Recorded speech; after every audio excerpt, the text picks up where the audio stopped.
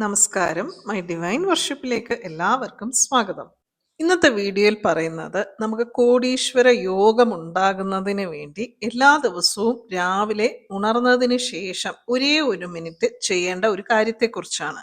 ഇപ്പോൾ രാവിലെ ഉണർന്നു കഴിഞ്ഞാൽ അധികം പേരും ആദ്യം തന്നെ നമ്മുടെ കൈക്കുള്ളിലേക്ക് നോക്കി കരാഗ്രേ വസതേ ലക്ഷ്മി, കരമധ്യേ സരസ്വതി, കരമൂലേത്തു ഗോവിന്ദ, പ്രഭാതേ കരദർശനം ഇതായിരിക്കും ചൊല്ലുന്നത്. അതിനുശേഷം മറ്റു പല കാര്യങ്ങളും ചെയ്യുന്നവരുണ്ട്.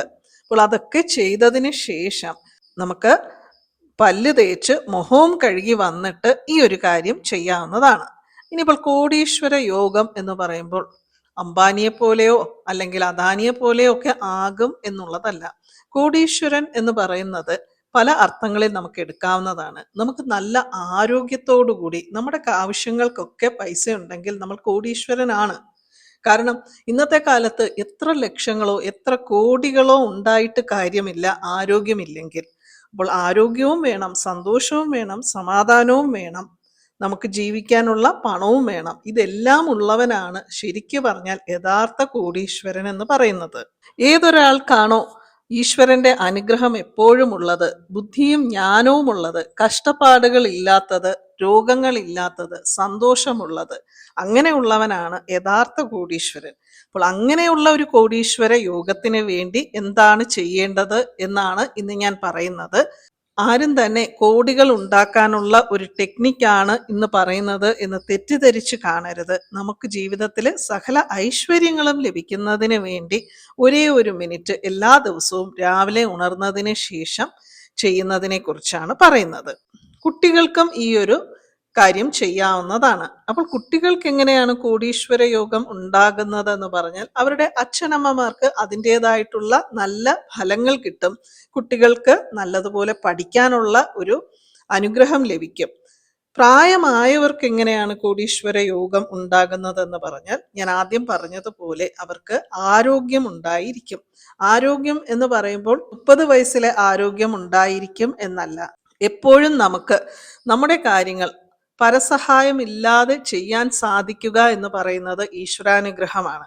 അപ്പോൾ പ്രായമായി കഴിഞ്ഞാൽ നമുക്ക് ഏറ്റവും അത്യാവശ്യമായിട്ടുള്ള യോഗം എന്ന് പറയുന്നത് നമുക്ക് നമ്മുടെ കാര്യങ്ങളെല്ലാം സ്വയം ചെയ്യാൻ കഴിയണം. അതാണ് പ്രായമായി കഴിയുമ്പോൾ നമുക്ക് ലഭിക്കേണ്ട അനുഗ്രഹം എന്ന് പറയുന്നത്.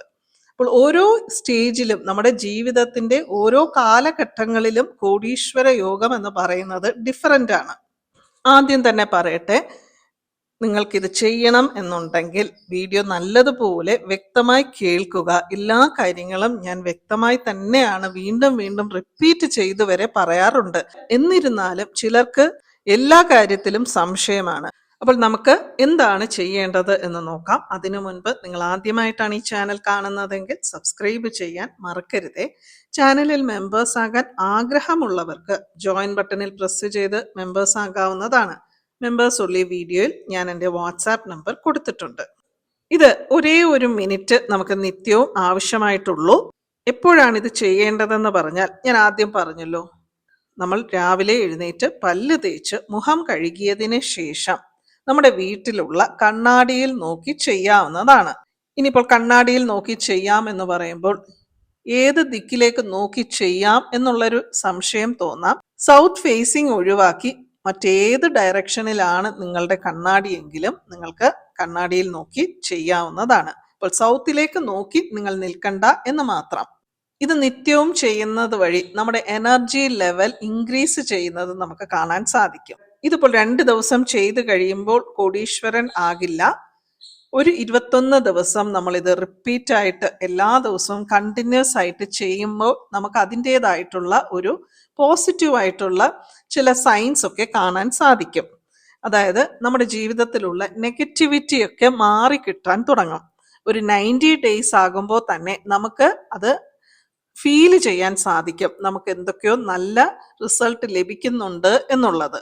അപ്പോൾ ഇത് എത്ര ദിവസം എന്നൊന്നുമില്ല. എല്ലാ ദിവസവും നമ്മൾ രാവിലെ ഉണരുന്നത് പോലെയും ഭക്ഷണം കഴിക്കുന്നത് പോലെയും ഒക്കെ നമ്മുടെ ഡേ ടു ഡേ ലൈഫിൽ എന്നും പറയേണ്ട ഒരു കാര്യമാണ് ഇത്. കാരണം എല്ലാ ദിവസവും നമുക്ക് ഈശ്വരന്റെ അനുഗ്രഹം വേണം, എല്ലാ ദിവസവും നമുക്ക് ആരോഗ്യം വേണം, സന്തോഷം വേണം. അതുകൊണ്ട് തന്നെ ഇത് ഇത്ര ദിവസം എന്ന് പറഞ്ഞിട്ടല്ല നമ്മൾ ഈ ഒരു കാര്യം ചെയ്യുന്നത്. പിന്നെ നമുക്കിതൊന്നും ആവശ്യമില്ല എന്നുണ്ടെങ്കിൽ നിർത്താവുന്നതാണ്. അതുപോലെ തന്നെ ഇടയ്ക്ക് 2-3 ദിവസം നമുക്കിത് ചെയ്യാൻ സാധിച്ചില്ല എന്ന് പറഞ്ഞ് യാതൊരുവിധ കുഴപ്പവുമില്ല. രാവിലെ മുഖം കഴുകി ബ്രഷ് ചെയ്തതിന് ശേഷം കണ്ണാടിയിൽ നോക്കി ഇത് പറയാവുന്നതാണ്. ഇനി കുളിച്ചിട്ട് പറയണം എന്നുള്ളവർക്ക് അങ്ങനെയും ചെയ്യാവുന്നതാണ്. അപ്പോൾ പീരിയഡ്സ് ടൈം അവോയ്ഡ് ചെയ്യാവുന്നതാണ്. പീരിയഡ്സ് ടൈമിൽ ഇത് പറയേണ്ട ആവശ്യമില്ല. എന്തൊക്കെയാണ് പറയേണ്ടതെന്ന് പറഞ്ഞാൽ, നമ്മൾ ഭഗവാൻ മഹാവിഷ്ണുവിനോട് നമ്മുടെ ജീവിതത്തിലെ സകല ഐശ്വര്യങ്ങളും നൽകണം എന്നാണ് പറയുന്നത്. അപ്പോൾ ഞാൻ ഈ പറയുന്ന കാര്യങ്ങൾ ഞാനിവിടെ എഴുതുന്നില്ല. നിങ്ങളത് ഒരു പേപ്പറിൽ എഴുതിയെടുത്ത് നിങ്ങളുടെ കണ്ണാടിയുടെ അടുത്തൊട്ടിച്ചു വെക്കാം. അല്ലെങ്കിൽ ഒരു പേപ്പറിലോ ബുക്കിലോ എഴുതി വെച്ചിട്ട് രാവിലെ അത് നോക്കി മഹാവിഷ്ണുവിനോട് പ്രാർത്ഥിച്ചാൽ മാത്രം മതി. കണ്ണാടി നോക്കിയാണ് നമ്മളിത് പറയേണ്ടത്. നമ്മളിത് കൈകൂപ്പി നിന്നുകൊണ്ട് വേണം പറയേണ്ടത്. ഇപ്പോൾ നമുക്ക് ഈ ഓരോ കാര്യങ്ങൾ പറയുമ്പോഴും ഓരോ മുദ്ര ചെയ്തുകൊണ്ട് പറയുന്നത് കൂടുതൽ നല്ലതാണ്. അതിപ്പോൾ ഞാൻ പറയുമ്പോൾ വളരെയധികം കൺഫ്യൂഷൻ ആകും. അതുകൊണ്ട് കൈകൂപ്പി, താമര മുട്ടുപോലെ കൈകൂപ്പി നിന്നുകൊണ്ട് കണ്ണാടിയിലേക്ക് നോക്കിയാണ് ഭഗവാന്റെ ഈ 12 നാമങ്ങൾ നമ്മൾ ചൊല്ലുന്നത്. ഭഗവാനോട് നമ്മൾ നമ്മളെ കാത്തു രക്ഷിച്ചു കൊള്ളണം എന്നാണ് പറയുന്നത്. അപ്പോൾ ആദ്യത്തേത്, കേശവൻ എന്നെ എല്ലായ്പ്പോഴും സംരക്ഷിക്കട്ടെ. എഴുതിയെടുത്താൽ മാത്രം മതി. ഞാൻ വളരെ പതുക്കെയാണ് പറയുന്നത്. കേശവൻ എന്നെ എല്ലായ്പ്പോഴും സംരക്ഷിക്കട്ടെ. രണ്ടാമത്തേത്, നാരായണൻ എനിക്ക് നല്ലത് മാത്രം നൽകട്ടെ. നാരായണൻ എനിക്ക് നല്ലത് മാത്രം നൽകട്ടെ. 3, മാധവൻ എനിക്ക് ബുദ്ധിയും ജ്ഞാനവും നൽകട്ടെ. മാധവൻ എനിക്ക് ബുദ്ധിയും ജ്ഞാനവും നൽകട്ടെ. 4, ഗോവിന്ദൻ എനിക്ക് ഗോദണ്ഡം നൽകട്ടെ. കോദണ്ഡം എന്ന് പറയുന്നതിന് പല അർത്ഥങ്ങളുണ്ട്. ഇവിടെ വില്ല് എന്നാണ് അർത്ഥം. അതായത് ശ്രീരാമസ്വാമിയുടെ കയ്യിലിരിക്കുന്ന വില്ല്. ശ്രീരാമസ്വാമിയെ കോദണ്ഡ രാമസ്വാമി എന്നും പറയാറുണ്ട്. അപ്പോൾ ഗോവിന്ദൻ, നാലാമത്തേത്, ഗോവിന്ദൻ എനിക്ക് കോദണ്ഡം നൽകട്ടെ. 5-ാമത്തേത്, മഹാവിഷ്ണു എൻ്റെ കഷ്ടങ്ങൾ മാറ്റിത്തരട്ടെ. മഹാവിഷ്ണു എൻ്റെ കഷ്ടങ്ങൾ മാറ്റിത്തരട്ടെ. 6-ാമത്തേത്, മധുസൂദനൻ എൻ്റെ മനസ്സിൽ ഇരിക്കട്ടെ. മധുസൂദനൻ എൻ്റെ മനസ്സിൽ ഇരിക്കട്ടെ. 7-ാമത്തേത്, ത്രിവിക്രമൻ എൻ്റെ കഷ്ടപ്പാടുകൾ മാറ്റിത്തരട്ടെ. മഹാവിഷ്ണു എൻ്റെ കഷ്ടങ്ങൾ മാറ്റിത്തരട്ടെ എന്നാണ് നമ്മൾ പ്രാർത്ഥിച്ചത്. 7-ാമത്, ത്രിവിക്രമൻ എൻ്റെ കഷ്ടപ്പാടുകൾ മാറ്റിത്തരട്ടെ. 8-ാമത്തേത്, വാമനൻ എനിക്ക് എല്ലാ അനുഗ്രഹങ്ങളും നൽകട്ടെ.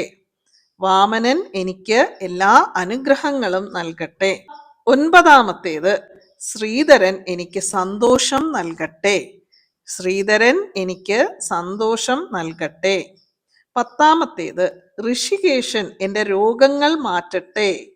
ഋഷികേശൻ എൻ്റെ രോഗങ്ങൾ മാറ്റട്ടെ. 11-ാമത്തേത്, പത്മനാഭൻ എനിക്ക് പദവികൾ തന്ന് അനുഗ്രഹിക്കട്ടെ. പത്മനാഭൻ എനിക്ക് പദവികൾ തന്ന് അനുഗ്രഹിക്കട്ടെ. ഇവിടെ പദവികൾ എന്ന് പറയുമ്പോൾ നമ്മൾ ഒരിടത്ത് ജോലി ചെയ്യുന്നു, അവിടെ പ്രൊമോഷൻ ലഭിക്കുക എന്നൊന്നുമല്ല. നമുക്ക് എപ്പോഴും എല്ലാവരുടെ മുന്നിലും നമുക്ക് നല്ല ഒരു അഭിപ്രായം ലഭിക്കുക, അല്ലെങ്കിൽ എല്ലാവരും നമ്മളോട് സ്നേഹത്തോട് പെരുമാറുക. അപ്പോൾ അതൊക്കെ തന്നെ ഒരു പദവിയാണ്. അപ്പോൾ അതാണ് ഇവിടെ എല്ലാവർക്കും നമ്മൾ ഒരു സ്വീകാര്യനായിരിക്കണം എന്നുള്ള ഒരു അർത്ഥവും ഇവിടെ ഉണ്ട്. 12-ാമത്തേത്, ദാമോദരൻ എനിക്ക് ധർമ്മത്തെ തന്ന് അനുഗ്രഹിക്കട്ടെ. ദാമോദരൻ എനിക്ക് ധർമ്മത്തെ തന്ന് അനുഗ്രഹിക്കട്ടെ. ഇപ്പോൾ ഭഗവാന്റെ 12 നാമങ്ങളാണ് നമ്മളിവിടെ ആദ്യം പറഞ്ഞത്. കേശവൻ, നാരായണൻ, മാധവൻ, ഗോവിന്ദൻ, മഹാവിഷ്ണു, മധുസൂദനൻ, ത്രിവിക്രമൻ, വാമനൻ, ശ്രീധരൻ, ഋഷികേശൻ, പത്മനാഭൻ, ദാമോദരൻ. അപ്പോൾ ഈ 12 നാമങ്ങൾ എല്ലാവർക്കും അറിയാവുന്ന കാര്യങ്ങളാണ്. അപ്പോൾ ഭഗവാന്റെ ഓരോ നാമങ്ങൾ ചൊല്ലി നമുക്ക് ഓരോ അനുഗ്രഹങ്ങൾ നൽകട്ടെ എന്നാണ് നമ്മൾ രാവിലെ തന്നെ ഭഗവാനോട് പ്രാർത്ഥിക്കുന്നത്. ഇതിന് നമുക്ക് 1 മിനിറ്റിന്റെ ആവശ്യമൊന്നുമില്ല. വളരെ കുറച്ച് സെക്കൻഡുകൾ മാത്രം മതി. അപ്പോൾ 1 മിനിറ്റ് ബാക്കി സമയം നമ്മൾ എന്താണ് ചെയ്യേണ്ടതെന്ന് പറഞ്ഞാൽ, കണ്ണാടിയിലേക്ക് നോക്കി നിന്നുകൊണ്ട് എല്ലായ്പ്പോഴും എനിക്ക് സൗഭാഗ്യം, സമ്പത്ത്, സകലതും സിദ്ധിക്കും എന്നാണ് പറയേണ്ടത്. അപ്പോൾ നമുക്ക് എപ്പോഴും എല്ലാ സൗഭാഗ്യങ്ങളും, സമ്പത്തും, എല്ലാ കാര്യങ്ങളും സകലതും എന്ന് പറഞ്ഞാൽ സന്തോഷം, ആരോഗ്യം എല്ലാം. ഇപ്പൊ ഓരോന്നായി അവിടെ നമ്മൾ പറയുന്നില്ല. സകലതും സിദ്ധിക്കും, സകലതും നമുക്ക് സിദ്ധിക്കും എന്നാണ് നമ്മൾ കണ്ണാടിയിൽ നോക്കി പറയുന്നത്. നമ്മൾ എന്ത് കിട്ടും എന്ത് കിട്ടും എന്ന് നമ്മൾ പറയുന്നുവോ അതെല്ലാം നമുക്ക് ലഭിക്കുമെന്നാണ്. അപ്പോൾ എല്ലായ്പ്പോഴും എനിക്ക് സൗഭാഗ്യം, സമ്പത്ത്, സകലതും സിദ്ധിക്കും. ഇതാണ് ബാക്കി സമയം പറയേണ്ടത്. ഇത് നമുക്ക് കുറച്ച് കൗണ്ടിങ് ഒന്നും വേണ്ട, കുറച്ച് നേരം ഇത് നിന്ന് പറയാവുന്നതാണ്. ഡെയിലി ഈ 12 കാര്യങ്ങൾ നമുക്ക് പറയാനായിട്ട് ഒരു 30-35 സെക്കൻഡ് ആവശ്യമായിട്ടുണ്ട്. അപ്പോൾ ബാക്കി സമയം നമുക്ക് എല്ലായ്പ്പോഴും എനിക്ക് സൗഭാഗ്യം, സമ്പത്ത്, സകലതും സിദ്ധിക്കും എന്ന് പറയാം. ഇത് കറക്റ്റ് 1 മിനിറ്റിനുള്ളിൽ നിർത്തണം എന്നൊന്നുമില്ല. കുറച്ച് സെക്കൻഡുകൾ, ഒരു 2 മിനിറ്റ് ആയി പോയി എന്ന് പറഞ്ഞൊന്നും ഒരു കുഴപ്പവുമില്ല. നമുക്കൊരു സംതൃപ്തി കിട്ടുമല്ലോ ചില കാര്യങ്ങൾ കണ്ണാടിയിൽ നോക്കി പറയുമ്പോൾ. അപ്പോൾ ആ ഒരു ഹാപ്പിനെസ് നമ്മുടെ മനസ്സിൽ ഉണ്ടാകുമ്പോൾ നമുക്ക് നിർത്താവുന്നതാണ് എന്ന് കരുതി ഒരുപാട് മിനിറ്റുകൾ അങ്ങനെ പറയേണ്ട ആവശ്യവുമില്ല. വളരെ കുറച്ച്, ഒരു മാക്സിമം ഒരു 21 തവണ മാത്രം ഇത് പറയേണ്ട ആവശ്യമേ ഉള്ളൂ. കൗണ്ടിങ് ആവശ്യമില്ല. നമുക്ക് തോന്നുമല്ലോ കുറച്ചു നേരം ഇത് പറയുമ്പോൾ തന്നെ നമുക്കൊരു സന്തോഷം മനസ്സിലുണ്ടാകും. അത് നിങ്ങൾ പറഞ്ഞു തുടങ്ങുമ്പോൾ നിങ്ങൾക്ക് മനസ്സിലാകും. നമുക്ക് മനസ്സിനകത്തൊരു എന്തോ ഒരു സന്തോഷം പോലെ ഫീൽ ചെയ്യും ഇത് പറയുമ്പോൾ. അപ്പോൾ ആ ഒരു ഫീലിംഗ് വന്നു കഴിഞ്ഞാൽ നമുക്കത് നിർത്താം. അപ്പൊ അത് വളരെ പെട്ടെന്ന് തന്നെ വരും. കാരണം നമുക്ക് സൗഭാഗ്യവും സമ്പത്തും ഒക്കെ എപ്പോഴും ഉണ്ടാകുമെന്ന് നമ്മൾ തന്നെ കണ്ണാടിയിൽ നോക്കി പറയുമ്പോൾ അത് ശരിക്കും റിയാലിറ്റി ആകും എന്നുള്ള ഒരു വിശ്വാസം നമുക്ക് വരും. അപ്പോൾ ആ ഒരു സന്തോഷം മാത്രം വന്നാൽ മതി. ഈ കാര്യങ്ങൾ എല്ലാ ദിവസവും ഒരേ 1 മിനിറ്റ് ചിലവാക്കി രാവിലെ കുളിച്ചിട്ട് ഈ കാര്യങ്ങൾ പറയണം എന്നുള്ളവർക്ക് കുളിച്ചിട്ട് പറയാവുന്നതാണ്. ഇത് കണ്ണാടിയിൽ നോക്കിയാണ് പറയേണ്ടത്. പൂജാമുറിയിൽ പോയി നിന്നല്ല പറയുന്നത്, കണ്ണാടിയിൽ നോക്കിയാണ് പറയേണ്ടത്. രാവിലെയാണ് ഇത് ചെയ്യേണ്ടത്, രാത്രിയല്ല ഇത് ചെയ്യേണ്ടത്. കാരണം നൈറ്റ് ഡ്യൂട്ടി ഒക്കെ ആണെങ്കിൽ പോലും രാവിലെ ഇത് ചെയ്യുമ്പോഴാണ് ഏറ്റവും നല്ലത്. ഇപ്പൊ നൈറ്റ് ഡ്യൂട്ടി ഒക്കെ ഉള്ളവരാണെങ്കിൽ ഒരു സന്ധ്യ സമയത്ത് ഒരു 7 മണിക്കൊക്കെ, അവർക്ക് മറ്റു സമയം ഇല്ല എന്നുണ്ടെങ്കിൽ മാത്രം സന്ധ്യയ്ക്ക് വിളക്കൊക്കെ കൊളുത്തുന്ന ആ ഒരു സമയത്ത് പറയാവുന്നതാണ്. അല്ലാതെ സാധാരണക്കാരായിട്ടുള്ളവർക്കൊക്കെ തന്നെ രാവിലെ പറയുന്നതാണ് ഏറ്റവും ഇഫക്റ്റീവ് ആയിട്ടുള്ളത്. പണച്ചെലവൊന്നുമില്ലാതെ ഈശ്വരന്റെ അനുഗ്രഹം നമുക്ക് ലഭിക്കുന്ന ഒരു വളരെ സിമ്പിൾ ആയിട്ടുള്ളൊരു കാര്യമാണ് ഇന്ന് പറഞ്ഞിട്ടുള്ളത്. എല്ലാവർക്കും തന്നെ ചെയ്യാവുന്ന ഒരു കാര്യമാണ്. പീരിയഡ്സ് ടൈം മാത്രം അവോയ്ഡ് ചെയ്യുക. ശരീരശുദ്ധി വന്നു കഴിഞ്ഞാൽ കുളിച്ചിട്ട് ചെയ്യാവുന്നതാണ്. അതിന് 7 ദിവസം എന്ന് കണക്കാക്കേണ്ട ആവശ്യമില്ല. എല്ലാവർക്കും ഈ വീഡിയോ ഇഷ്ടപ്പെട്ടു എന്ന് വിശ്വസിക്കുന്നു. വീണ്ടും മറ്റൊരു വീഡിയോയുമായി കാണാം. നന്ദി, നമസ്കാരം.